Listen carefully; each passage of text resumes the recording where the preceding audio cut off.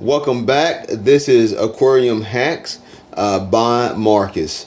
And so I'm decided that I'm going to do a little bit of a breakdown of not this tank, but of this 90 gallon 5-foot acrylic tank. Now, of course, in my last video, I talked about plants and stuff like that. But in this video here, I'm going to talk about, first of all, some benefits of plants and what they can definitely do for your aquarium, and some things that I forgot to mention in my last aquarium if you wanted to go filterless in your heavily stocked planet tank, which, you know, that'll be up to you if you want to do that. But anyway, some benefits of having aquarium plants, even as few plants as in this multi-tank, this little shell dweller tank, is that plants do several things for your tank. They will help to clarify your water. They will help to take up some ammonia. And as my research have had me to do some research, people have said that it does take up some nitrate, trite. And I know from my own research that it will take up a ton of nitrate. So plants help your biological filter out a lot. And like I said, they will also take up CO2 that's coming from your fish, and they will give out oxygen for your fish. So matter of fact, it has been noted that plants even give out more oxygen than even some things like this airstone here that is in this tank here. So, and not only that, but they also help to root into your gravel or to your sand and help to make that more stabilized. And so Planet Aquarium will definitely help to stabilize your tank, and it will definitely help your biological filter, that's for sure. So as your biological filter is working, taking care of some of those toxins, your plants will be working in conjunction with your biological filter to help also take care of some of those toxins as well, which promotes, really, honestly, a more balanced and a more balanced tank. Now, with that said, plants are a living organism, and so they grow and they multiply. And in my tank, like I said before in my last video, I have so many plants that my fish can't hardly swim around in them. And so I'm going to have to of course remove some of these plants and get some of these plants out of here and redo this tank. So when I do such a large job as I'm about to do here, I'm going to, of course, need to have a plan of action, because as I'm digging up these plants, you know, because a lot of them are rooted, a lot of detritus is going to come up. And so how do you go about preparing yourself for such a thing?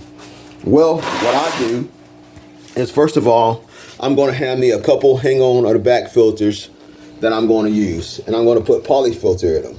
See that polyfilter that is in these hang on the backs? And so as all that detritus is coming up, that polyfilter in these filters here are going to help to take up a lot of that stuff that's going up. Now, as you're doing that, as you're moving around plants, stuff like that, go ahead and kind of gravel back and get some of that detritus out that's in your tank. And so get some of that detritus out as you're moving some of these plants around, uprooting them, reposition them. It is really a big job when you have a lot of tanks in a tank, a lot of plants, in a tank this size. And another nice little tip that I would like to give is, when you do that, like I have several different varieties in here, get you a bucket. And like in this bucket here, because I have large Amazon swords in there as well, this will be just for Amazon swords. Then I got some temple plants in there. This will be just for temple plants. Then I got some stem plants in there. This will be just for stem plants. So I have different buckets for each plant.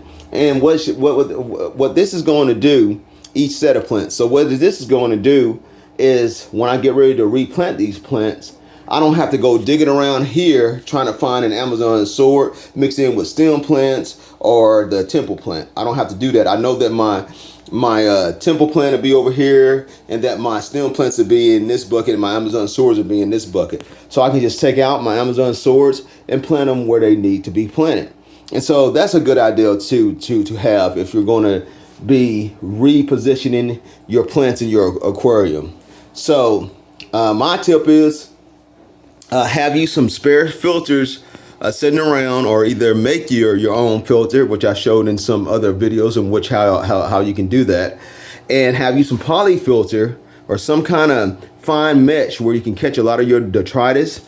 Have you some extra buckets so you can separate each plant species from each other. And that way to make it a lot easier to reposition them and plant them.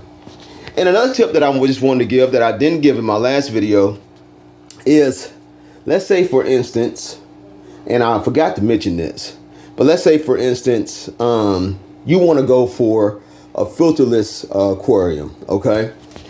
Now, you got a lot of plants. Something that can help you out in that prospect is water flow.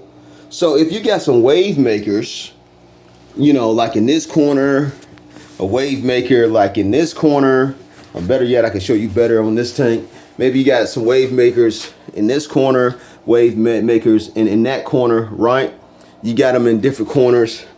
That water flow that's going through your tank, that water flow, see what that's going to do, that water is going to flow over various objects. It's going to flow over rocks, it's going to float over the plants, and that's going to actually create some nitrifying bacteria, even more so inside your aquarium. Now your aquarium already have nitrifying bacteria in there, but they're not getting as much oxygen, flow oxygen to them. So when you add them wave makers, you will get a lot more bacteria growing everywhere on the surface. So you've got a lot of plants in here.